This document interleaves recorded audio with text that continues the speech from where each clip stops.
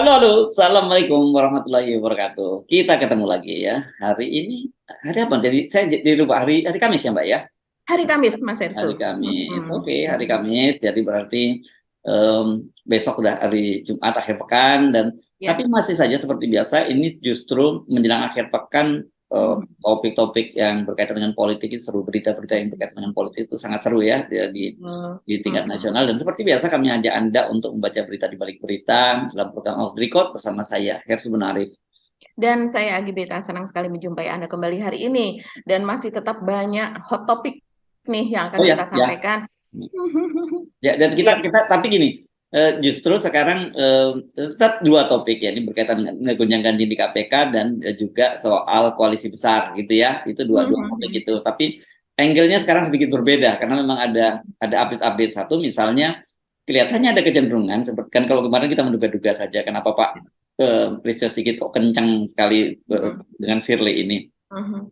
Ya, kemudian apakah ini Pak Jokowi ada di di belakangnya Pak Listio Sigit? Tapi di satu sisi kan Pak Firly itu juga nggak mungkin berani berhadapan dengan Pak Listio Sigit itu kalau nggak ada kekuatan besar yang mendukung dia dan kekuatan besar itu apa Mm-mm. sih pasti istana karena ini kaitannya kan dengan pencapresan Anies Baswedan kan gitu dan Mm-mm. kita sudah lama tahu bahwa ya Pak Jokowi memang tidak menghendaki Anies Baswedan untuk menjadi calon Mm-mm. presiden gitu. Tapi Mm-mm. apakah sampai kemudian Pak Jokowi juga memanfaatkan KPK untuk mensakakan Anies ini yang kira-kira yang belum belum clear kan gitu ya Mbak Ani. Mhm.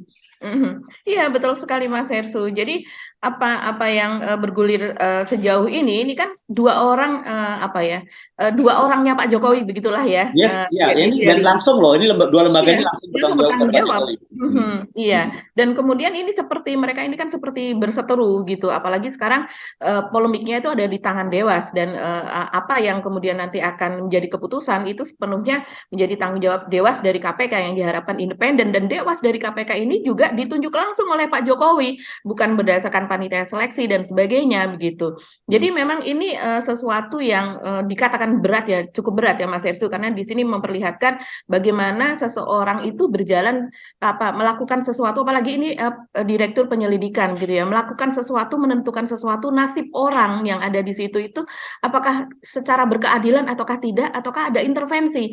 Jadi kalau dalam hal ini kan intervensinya bukan dari luar KPK tapi justru di dalam KPK sendiri yang Ya, melakukan intervensi tersebut begitu. ya, Dan ya. sejauh ini kita melihat berita yang terakhir itu Pak Jokowi begitu beberapa media mengatakan mengultimatum gitu ya, mengultimatum Hmm. Pak Firly walaupun sebenarnya perkataannya tidak dengan nada yang terlalu keras. Interpretatif juga loh ya. Iya, Ya. betul. Tapi apa yang ada isi di dalamnya itu ya saya rasa cukup keras juga Mas Hersu. Kurang Hmm. lebih Pak Jokowi mengatakan demikian. Di setiap institusi kita harus tahu ya, itu ada mekanismenya. Ada aturan-aturan SOP-nya, ada semuanya. Jadi ikuti itu saja. Dan kita harapkan jangan sampai mutasi atau perpindahan itu membuat kegaduhan. Semua itu ada aturannya kok. Dilihat saja mekanisme aturannya seperti apa. Nah, soal kegaduhan itu tadi, itu yang membuat orang kemudian wah, Pak Jokowi sudah Oh, jadi melihat itu Pak sebagai Jokowi sebuah ingatkan kegaduhan. Firly jangan buat gaduh gitu ya, kira-kira gitu ya Iya, bahasanya iya, ya. betul, Ya. betul, Hmm. betul. Hmm. Dan kemudian lebih menarik lagi karena kemudian ada pernyataan dari Ketua Dewan Pengawas ya Pak Tupa Atorangan Panggabean yang menyatakan dia bahwa sejauh ini Brigjen Endar Priantoro ini belum pernah melakukan pelanggaran etik gitu ya selama dia penugasan. Artinya sebenarnya ini orang orang benar gitulah kalau di matanya Dewas kan begitu ya. Meskipun ada upaya-upaya mendowngrade Pak Endar dan kita tahu dari mana gitu yang melakukan itu gitu. Dan kalau sebaliknya kalau ngomong soal pelanggaran etik justru Pak Firly yang pernah melakukan pelanggaran etik baik seketika dia menjadi ketua KPK maupun ketika dulu dia menjadi Iya. deputi penindakan yang kemudian ditarik oleh Mhm. oleh Mabes Polri kan justru itu karena pelanggaran kan begitu itu. Jadi kalau kita tafsirkan omongannya ketua Dewas itu jadi artinya gini, bangetnya lebih kredibel Endar deh daripada Firly. Kira-kira begitu ya, bisa diartikan gitu ya, Mbak Agi ya. Iya, iya, itu jelas-jelas. Kalau ini tidak interpretatif sih Mas Ersu. Kalau kita kan Hmm. sebagai orang yang cukup mengamati KPK begitulah ya, Hmm. mengikuti Hmm. apa yang terjadi di KPK, langsung kita terlihat bahwa oh ya, kalau Pak Endar belum pernah melakukan pelanggaran etik, bagaimana dengan Pak Firly begitu yang Hmm. dilaporkan dan juga yang ingin menyingkirkan begitu, menyingkirkan Hmm. Pak eh, eh, ini untuk kembali ke kepolisian gitu. Kalau kita melihat ya Mas Ersu, sejauh ini Pak Endar ini sudah pernah memang dilaporkan yaitu oleh LSM, tapi itu kan nggak jelas. Dan kalau kita lihat jejak LSM-nya itu memang beberapa kali dia melakukan semacam demo dan kemudian juga menginginkan agar Pak Anies itu segera ditersangkakan Ya, begitu. ya, ya, ya, ya. Jadi memang LSM yang memang Dan menginginkan laporannya itu kan itu. tidak ditindaklanjuti oleh Dewas Iya, juga kan, dan banyak dan apa. dan tidak ditindaklanjuti begitu Ya, dan ya. jadi sudah jelas intensinya bagaimana. Tapi kita tidak tahu siapa di belakang LSM tersebut karena biasanya yang melaporkan ya biasanya internal atau pihak yang bersangkutan di Nah, dalam iya KPK dong, LSM orang apa dari luar urusannya gitu. dia? LSM kok melaporkan bahwa oh ini melawan atasan, melawan perintah atasan kan, Iya, konyol banget betul. ini LSM ini, mesti LSM abal lah itu bisa dipastikan kan gitu ya. Iya, betul. Dan kemudian pernah juga di apa namanya diperiksa begitu ya. Itu soal misalnya belum lama ini kan ada gaya hidup dari istri Pak Endar itu yang Hmm. pernah kedapatan ada fotonya dia membawa tas begitu kan. Jadi dianggap sebagai bergaya hidup mewah dan itu diperiksa. Tapi itu bukan sebagai pelanggaran etik, tidak dianggap itu sudah selesai gitu dan tidak dianggap sebagai pelanggaran etik oleh Pak Endar. Malah justru kalau Mas Hersu tadi mengatakan bahwa Pak Firly pernah melakukan pelanggaran etik, ya kita masih ingat Mas Hersu ketika itu Pak Firly melakukan perjalanan dari mana Palembang ke Batu Raja ya kalau tidak salah ke kampung halamannya yang dia Kampung halaman menggunakan. dia itu, beliau itu di mana lupa saya, di Sumatera Besitang atau di mana begitu, di Sumatera Iya, Selatan. dia waktu itu menggunakan helikopter sewaan dan itu dianggap sebagai dia akhirnya mendapatkan surat peringatan dan dianggap sebagai pelanggaran etik karena bergaya Yes. hidup mewah lah begitu dan itu sama sekali kan memang tidak diperbolehkan anggota apa KPK begitu apalagi ini pimpinan KPK. Tapi pelanggaran etik berat itu yang dikatakan Mas Hersu itu dilakukan sebelumnya pada tahun 2019. Kalau yang helikopter itu tahun 2020, tahun 2012 2019 itu yang disebabkan dia bertemu dengan mantan gubernur NTB Zainul Masdi yang sekarang ada di Perindo Rindu. ya, Mas Ersu Hmm. ya. Hmm. Nah, itu padahal dia seharusnya secara etik tidak boleh bertemu gitu. Karena pada saat itu kan sedang ada kasus dengan KPK yaitu menyelidiki dugaan korupsi kepemilikan saham PT Newmont yang melibatkan pemerintah Provinsi NTB di mana Pak Zainul Mahdi menjadi gubernurnya. Nah, bukti-bukti itu yang kemudian di waktu itu siapa ya Mas Hesu ICW apa ya kalau nggak salah itu yang terlibat di situ LSM-nya, yang kemudian dia dianggap melakukan pelanggaran etik berat begitu. Nah, Dan ini sebenarnya ini waktu itu Pak Firly yang dijatuhi hukuman etik, tapi sebelum mm, itu dijatuhkan, kemudian dia ditarik oleh Mabes Polri kan pada waktu itu iya, dan iya dipromosikan betul. ke mana ke ke Kapolda Sumatera Selatan. Dan yang Mhm. menariknya justru dari situlah kemudian dia ikut seleksi sebagai pimpinan KPK dan kemudian dia jadi dikembalikan menjadi pimpinan KPK. Ini kan benar-benar dari situ aja kita udah, orang nggak salah kalau melihat ya memang ada pelemahan terhadap KPK ini dengan figur-figur seperti ini kan sebenarnya tidak layak untuk menjadi pimpinan KPK Betul. kan begitu, kira-kira Mhm. yang Mhm. kesimpulan yang bisa kita ambil kan Mbak ya.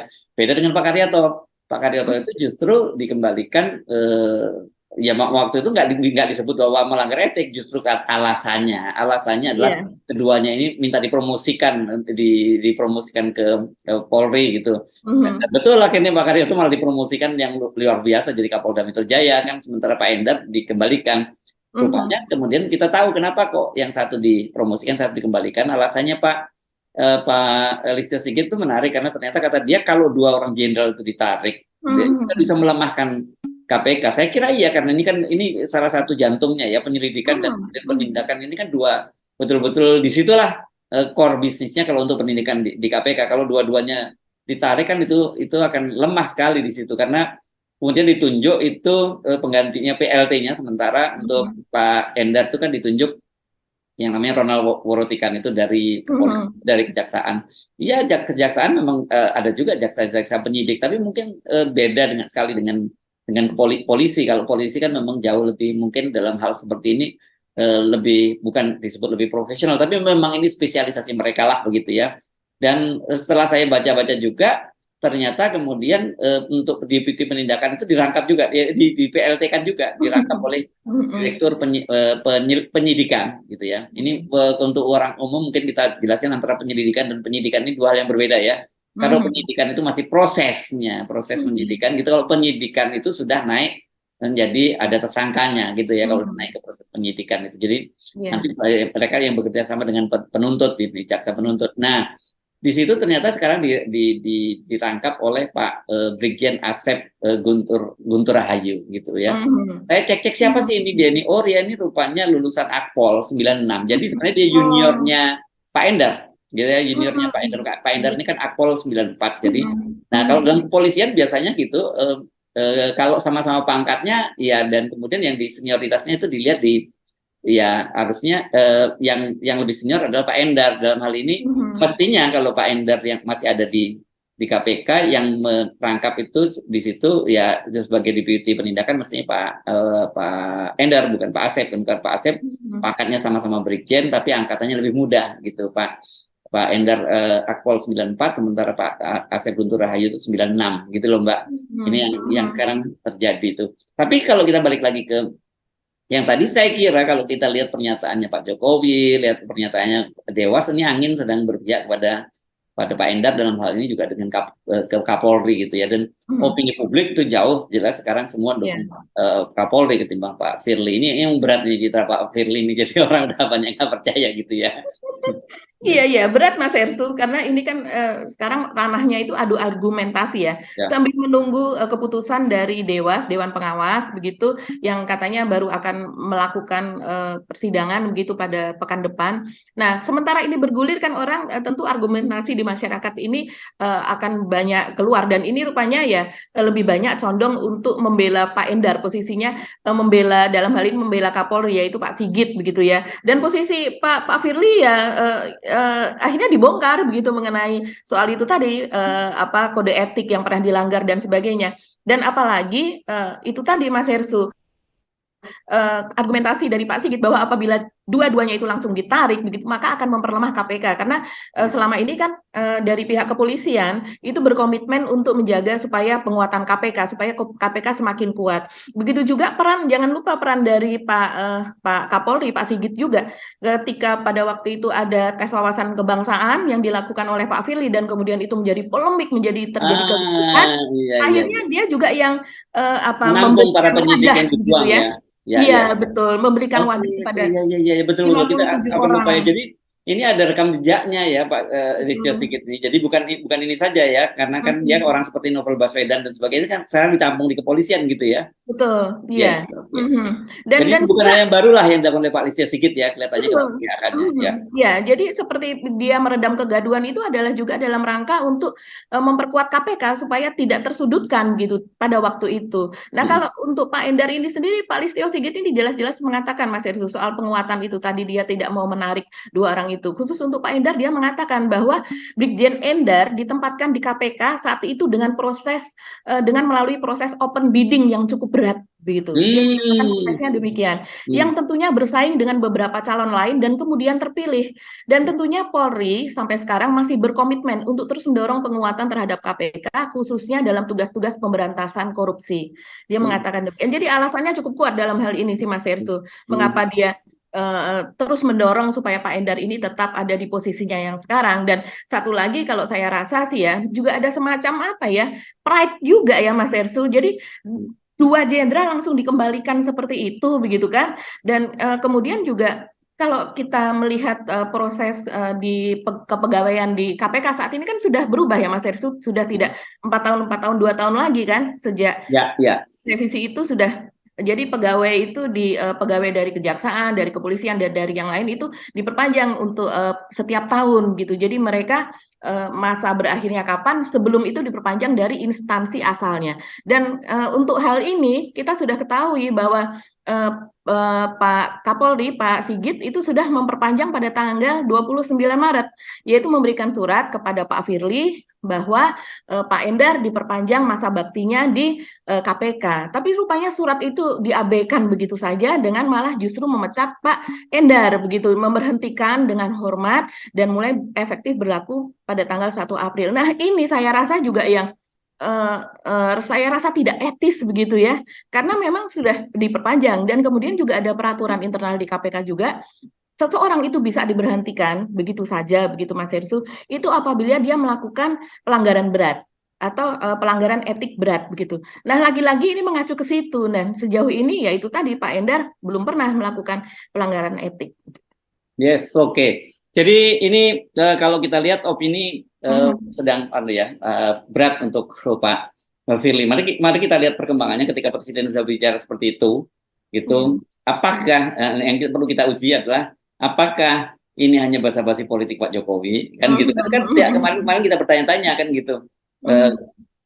Kalau Pak Listio Sigit rasanya nggak mungkin dia melakukan perlawanan semacam itu kepada menentang instruksi dari Pak Jokowi, dan karena kan secara kedekatan pasti Pak Listio Sigit lebih punya akses yang ke Pak Jokowi. Nah, soalnya kalau gitu siapa yang using Pak Firly ini sehingga kok melakukan langkah-langkah yang semacam itu, nekat banget gitu. Atau kalau tidak ada yang using, apa kepentingannya dari Pak Firly gitu, karena banyak agenda-agenda lain yang jauh lebih besar ketimbang kasusnya Formula E ini. Karena satu, kalau dari sisi kerugian negara itu kan memang tidak ada. Kenapa kok dicari-cari? Lebih besar nuansa politiknya. Sementara banyak kasus-kasus besar lain yang sampai sekarang juga belum beres ditangani oleh KPK, kan itu yang jadi pertanyaan. Tapi ini perkembangannya saya kira ini mungkin akan cepat ya kita ketahui setelah nanti akhirnya Dewas memutuskan itu, dan kemudian saya tidak tahu apakah karena yang dilaporkan oleh Pak Endar itu hanya sekjennya ya, bukan termasuk Pak Firly-nya ya, Dewas itu ya. Yang dilaporkan ke Dewas yaitu Pak Firly dan sekjen. Oh, Pak Firly dan sekjennya. Betul. Oke. Ya, saya kira ini tetap menarik, kita ramai terus. Sekarang kita ganti ke topik yang lain, tapi karena kita selalu ingatkan bahwa ini semua berkaitan gitu ya, soal antara KPK dan juga koalisi besar yang sekarang sedang di-create oleh Pak Jokowi. Publik selalu melihatnya persoalan bahwa kemudian ini ada upaya Pak Jokowi mengcornering atau mengisolasi PDIP, kan begitu ya. Dan itu nggak salah juga. Tapi sebenarnya ada satu yang lebih besar dari itu, ada ini menurut saya, koalisi besar ini kan ini merupakan bagian dari upaya Pak Jokowi juga tetap menghadang Anies Baswedan, begitu ya. Kalau dulu kan Pak Jokowi itu coba memecah-mecah, ada koalisi Indonesia Bersatu, itu ada P3, ada Golkar, ada PAN, terus kemudian ada lagi koalisi Indonesia Raya, itu ada Prabowo, ada PKB. Nah, sekarang kelihatannya disatukan lagi gitu, dijadikan satu. Ini pertanyaan, apakah ini merupakan bentuk kekhawatiran dari Pak Jokowi ketika Anies akhirnya tidak terhadang lagi? Kalau cuma dipecah-pecah itu nanti jadi kekuatannya jadi terpecah gitu, dan dengan suara yang terpecah maka Anies bisa melenggang. Makanya lebih baik disatukan jadi head to head saja, kan begitu. Tapi persoalannya kan nggak tahu, semacam mungkin blessingnya bagi Anies Baswedan kan kemarin ada tanda-tanda perpecahan antara Pak Jokowi dengan Puan dengan Ibu Megawati, kan gitu. Kalau mereka terpecah, ini juga tetap Anies bisa melenggang, kan begitu. Nah, kelihatannya ini, tapi kalau kalkulasinya saya kira di PDIP ini berbahaya juga kalau dia dibiarkan sendiri, ditinggal sendirian seperti itu. Itu yang sekarang saya kira mungkin kita perlu bahas lagi, Mbak. Walaupun kemarin kita juga sudah bahas ya soal ini ya. Iya, Mas Hersu. Jadi kalau seandainya ini yang terakhir kan apa yang ramai ini apa yang dikatakan oleh Budiman Sujatmiko begitu ya. Jadi dia mengatakan bahwa Ibu Mega begitu setuju PDIP bergabung dengan koalisi besar asal mendapatkan posisi RI 1, yaitu posisi capres. Ini call tinggi banget ya. Ini meskipun kita tidak bisa samakan dengan Caimin, ini agak mirip-mirip juga kalau Caimin, tapi yang diminta selalu cawapres, kan begitu ya. Iya, betul. Tapi ini mungkin kalau soal elektabilitas, kalau yang disebut itu adalah Mbak Puan, maka mungkin itu call tinggi begitu ya. Tapi kalau soal memang suara begitu kan. Ini kan memang ya pantas, wajar kalau seandainya PDIP itu menginginkan untuk menjadi capres begitu Mas Hersu. Dan rupanya dari yang lain-lain juga memaklumi itu, misalnya dari P3, misalnya dari PAN begitu mengatakan demikian, dari Golkar misalnya mengatakan ya masuk aja dulu lah, nanti baru rembukan di dalam. Terus kemudian dari Dasko misalnya dari Gerindra mengatakan bahwa ya itu harus dibahas dulu di dalam karena ini sebuah koalisi. Tapi dia tidak ada perkataan sama sekali dari yang lain bahwa itu akan langsung menolak. Begitu juga kemarin kan baru saja bertemu ya Pak Prabowo dengan Pak Haritanu dari Perindo begitu. Perindo rupanya juga akan ikut ke dalam koalisi besar begitu, dan Pak Prabowo rupanya menjawab secara diplomatis bahwa ya pasti penentuan capres dan cawapres itu tidak akan alot, kata dia begitu. Ya, Jadi ya tidak akan alot menurut dia optimismenya begitu ya. karena Pak Prabowo benar yakin ya kalau capresnya harus gua gitu, soal Ya. siapa yang jadi cawapresnya silakan Mbak gua atur. Dan saya sebut ini akan ada mobilisasi besar-besaran Mbak, karena kan pada saat yang bersamaan kemarin PSI juga sudah menyatakan akan bergabung dengan Ya. koalisi besar ini. Dan artinya kalau dia menyatakan memutuskan itu kan dia melupakan rekomendasi apa sih mereka istilah apa sih rapat rakyat atau apa, saya lupa, pokoknya Oh musyawarah. iya iya. Oh enggak Mas Ersu. Kemarin dia ketika deklarasi, Grace Natali mengatakan walaupun dia akan ikut ke dalam koalisi Indonesia Raya, tapi rekomendasi terhadap capres tetap Ganjar. Nah ini unik. Ya itu kan saya kira aja diplomatis saja ya. Saya kira itu pasti dengan dia bergabung dengan koalisi besar ya, dia mesti melupakan opsi Ganjar, karena kan sebenarnya Tapi emang ada yang PSI ngajak Mas Ersu? ya. Ada yang ngajak dia bergabung? Oh ya, tahu. Dan koalisi kan bagaimanapun PSI itu kan posisinya sebenarnya lebih pada Pak Jokowi, bukan pada Iya Ganjar betul. ya. Kenapa dia mengusung Ganjar itu karena dia melihat sinyal bahwa Pak Jokowi waktu itu udah hampir tidak akan melanjutkan masa jabatannya, jadi yang dipilih itu Ganjar. Tapi ketika Pak Jokowi kemudian memutuskan oke, gabung di koalisi besar, oke Pak Prabowo yang harus didukung, saya kira PSI mau tidak punya pilihan juga harus bergabung. Dan jadi nanti partai-partai non parlemen ini juga dimobilisasikan. Haritanu juga PSI sudah Iya. bergabung, Haritanu juga, dan jangan lupa PBB PBB. juga sudah bersiap-siap juga untuk bergabung. Jadi memang ini ada koalisi besar banget, Pak. Jadi menurut saya memang seperti dalam analisis saya sebelumnya saya sebutkan ini jadi opsi terakhir di Pak Jokowi untuk menghadang Anies Baswedan. Ya kalau artinya ini opsi yang pertama yang disiapkan itu adalah menghadangnya dari sisi hukum. Ada dua dari sisi hukum. Satu KPK gitu. Tapi kalau KPK dianggap terlalu kasar, mungkin bisa dilakukan dengan lewat Mahkamah Agung, yakni lewat memberikan kemenangan pada kubu Pak Muldoko begitu. Dan kalau kemudian kubu Muldoko yang memenangkan itu dan kemudian Komnas HAM mengesahkan, mau tidak mau kan kemudian dia pencapresan Anies dari Partai Demokrat bisa dibatalkan. Dan kalau kemudian Demokrat menarik diri dari koalisi perubahan dan untuk perubahan untuk persatuan, kan mau nggak mau jadi Aniesnya batal juga gitu. Itu dua opsi hukum yang bisa dilakukan gitu. Tetapi kalau dua opsi hukum ini tidak bisa dilakukan, saya kira nanti ya itu tadi opsinya terakhir membentuk koalisi besar, dan yang terjadi nanti dia head to head dua kubu itu gitu. Itu yang saya baca sih dari terbentuknya koalisi besar dalam beberapa hari belakangan ini.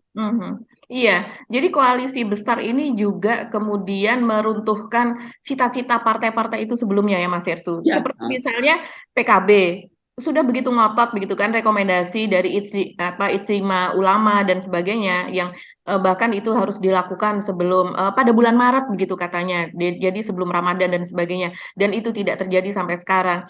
Dan kemudian high call-nya adalah menjadi capres gitu ya, tidak sekedar cawapres gitu. Tapi kemarin kalau seandainya dikir koalisi Kebangkitan Indonesia Raya dia menjadi cawapres, sepertinya dia sudah menerima begitu. Tapi rupanya ini dengan adanya koalisi besar itu harus impian itu harus musnah. Dan kemudian juga Pak Prabowo dia kan sudah dideklarasikan sebagai capres. Kalau seandainya memang keinginan dari Ibu Megawati dan tetap kekeh begitu ya, bahwa bisa saja bergabung tapi RI 1 harus dari PDIP, artinya Pak Prabowo harus rekomendasi dari Gerindra juga harus hilang begitu. Tapi saya rasa itu tidak akan terjadi. Makanya di dalam ini saya rasa sih masih akan tidak semudah seperti yang ya. disampaikan oleh Pak Prabowo ya. Saya kira kan orang seperti Erlangga Hartarto juga pasti tentu tidak mau ngalah begitu saja gitu. Karena bagaimanapun toh dia akan bicara, loh, gua kan termasuk yang pendiri pertama kan gitu kan, mau nggak mau kan dia akan menyatakan begitu. Masa yang belakangan datang terakhir kok tiba-tiba Malah. menggugur yang sebagai pendiri utama kan gitu kira-kira ya yang saya pikir. Iya. Jadi menurut saya tidak semudah seperti yang dibayangkan. Menggabungkan koalisi besar ini kerumitannya juga yang muncul juga sangat-sangat besar kan gitu. Kalau Pak Prabowo menyatakan oh kan mudah, saya kira tidak gitu ya. Orang dia dengan berdua dengan Caimin aja nggak selesai-selesai gitu, apalagi ini ada berapa ya? Yang kita hitung ini sajalah. Saya kira kita 6 partai deh, yang lain-lain kan itu masa iya seperti Perindo, PSI dan PKB itu ya nurut aja lah. Ya, dan PBB itu pasti ya oke lah. Yang penting gue dapat ini ya, bro, dapat wakil menteri, wamen, dapat komisaris-komisaris di perusahaan. Paling gitu-itu aja mereka yang akan. Iya, iya, iya. Biasanya kalau yang sudah terjadi itu kan, kalau seandainya siapa yang naik, begitu maka yang tidak naik akan mendapatkan kompensasi. Iya, Kompensasi baik itu berupa dana ataupun berupa jabatan. Nah, deal-deal yang semacam itu yang biasanya cukup berat, apalagi kalau isinya itu cukup banyak begitu kan, pasti ada pos-pos yang sangat gemuk begitu ya, pos-pos yang sangat cuan begitu, dan itu diperebutkan oleh banyak banyak ya. banyak. Kalau mau sedikit saran Gitu. nih ya Mbak, buat partai-partai terutama yang mungkin terancam nantinya sekarang di parlemen tapi tidak lolos di parlemen seperti P3 dan PAN gitu, dealnya harus sekarang. Karena kan nanti pilpres itu bersamaan kan, pilpres dan pileg itu bersamaan. Nanti ketahuan, mereka dukung sekarang tiba-tiba mereka nggak lolos parlemen kan gitu. Nah kalau udah nggak lolos parlemen kan pasti dealnya jadi lemah gitu. Jadi Jadi kalau lemah. sekarang mereka mesti punya deal dulu gitu. Kalau Pak Prabowo misalnya yang terpilih, sekarang aja deal dulu dengan Pak Prabowo dan gitu ya. Maunya oke, saya dukung, tapi jatah kursi sekian, gitu mesti. Mesti Ya, itu melakukan penting ya Mas Ersu ya, karena kalau Iya kita dong. melihat suara di atas, yaitu para petinggi begitu, para politisi, tokoh-tokoh ini banyak berbeda dengan suara di bawah, seperti deklarasi dari misalnya P3 begitu kan di bawah begitu sudah ada deklarasi dari para apa konstituen di bawah begitu yang rupanya mereka tetap malah mendukung Anies begitu. Begitu juga dengan yang lain di Golkar juga ada, apalagi di PAN begitu kan. Jadi memang apa yang dikatakan Mas Hersu itu masuk akal sekali. Jadi dealnya harus sekarang. Karena belum tentu dia dengan ikut koalisi ini dia akan membawa gerbong penuh gitu. Bisa jadi gerbong setengah atau bahkan gerbong kosong gitu Ya, ya Mas ya, Yerso ya. ya. Iya, ya ini menarik ini. Jadi bakal seru. Namanya juga Jokowi Ikhtiar. Tapi satu hal yang yang kita bisa pastikan bahwa pembentukan koalisi besar ini adalah salah satu bentuk yang nggak berarti selama ini kalau kalau Anies tuh dibilang bahwa surveinya dia peringkat ketiga, ngapain mesti dihadapin rame-rame seperti ini gitu ya, cuekin aja lah gitu ya. Ngapain kalian bersaing aja di antara kalian sendiri, toh Anies nggak kuat-kuat amat kok gitu, kenapa mesti dihadapi dengan koalisi besar gitu, kenapa mesti mau dijegal lewat KPK, kenapa mesti mau dijegal lewat Mahkamah Agung yang dilakukan oleh Pak Muldoko kan gitu. Kalau Pak Muldoko sekarang ini berusaha untuk berupaya untuk merebut Demokrat, itu bukan semata-mata Demokratnya, tapi ini persoalan tiket untuk Pilpres 2024. Kan kira-kira gitu ya, Mbak Gia. Iya, iya, betul sekali sih Mas Ersu. Tapi kalau melihat cuaca saat ini begitu ya, ini memang apa ya makin panas gitu. Seperti yang Yes. kita tahu hari ini saja itu dari BEM, saya lihat ya kalau saya melihat postingan-postingan anak-anak BEM itu kan anak-anak kita ya, itu dari BEM UI misalnya dari BEM IPB yang official ya, terus kemudian dari beberapa banyaklah universitas begitu mengadakan aksi di DPR pada hari Kamis ini ya kita.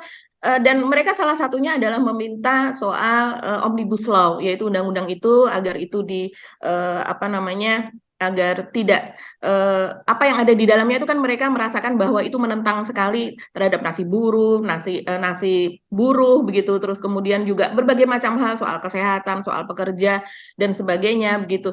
Jadi ya apa yang dilakukan oleh Pak Jokowi ini soal koalisi besar ini memang agar supaya kerja keras dia, yaitu salah satunya soal Omnibus Law itu cuma salah satu selain dari IKN, selain dari proyek-proyek yang jumlahnya ribuan itu agar bisa tetap berlangsung sesudah ini begitu kan.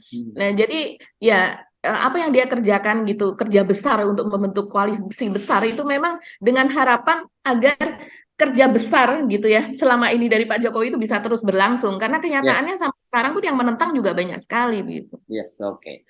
Jadi kita tunggu banyak sekali perkembangan-perkembangan yang menarik dalam beberapa hari terakhir ini, dan dipastikan ini eskalasinya akan semakin tinggi mendekati pendaftaran capres ya. Saya lupa terus Oktober November ya itu ya, 19 Oktober sampai 25 November ya akan di. Yeah. Oke, bagi kita mesti akhiri perbincangan kita kali ini ya. Sampai ketemu lagi esok gitu Mbak ya. Saya Harus Munarif. Dan saya Agi Beta, terima kasih atas perhatian Anda. Tetap salam 0%. Assalamualaikum warahmatullahi wabarakatuh. Waalaikumsalam warahmatullahi wabarakatuh.